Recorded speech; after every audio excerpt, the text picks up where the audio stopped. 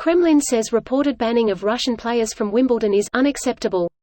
This post received a score of 31,000, with an upvote ratio of 92%.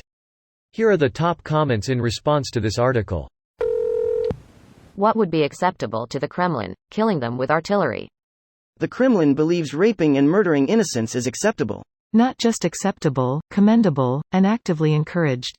The Geneva Conventions are more like a checklist for Russia these days.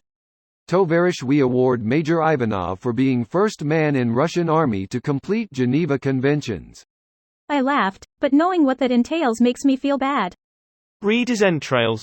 Plenty of those lying around these days. Ukraine says, bombing children, raping, executing civilians and looting homes in Ukraine is unacceptable. Don't forget kidnapping children and adults alike and forcefully moving them to Russia. 500,000 kidnapped according to Reuters.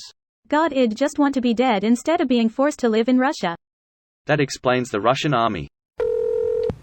I love that Russia uses the word unacceptable, like they have the ability to respond with a consequence. Russia is experiencing the sudden and complete loss of soft power. Autocrats often overestimate how much the use of force can accomplish when soft power can move mountains. They didn't have much soft power in the first place. The US does horrible shit too, but they rarely face this kind of response because their absence would have a deleterious impact on whatever organization is doing the sanctioning.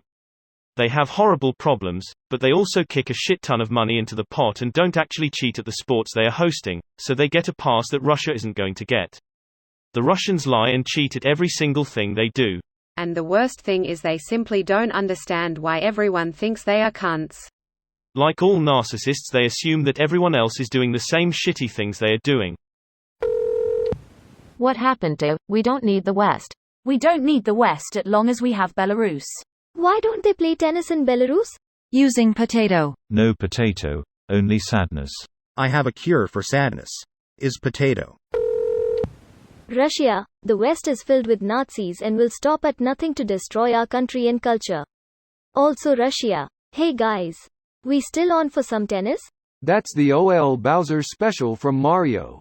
I did always wonder. I mean, Mario and Bowser are enemies, though all Bowser does is kidnap the princess and attempt to kill Mario and his friends, not countless innocents. Yet they'll still take time to go go-karting, play golf, tennis, soccer, even compete together at the Olympics. That's cause none of the fighting and kidnapping is real.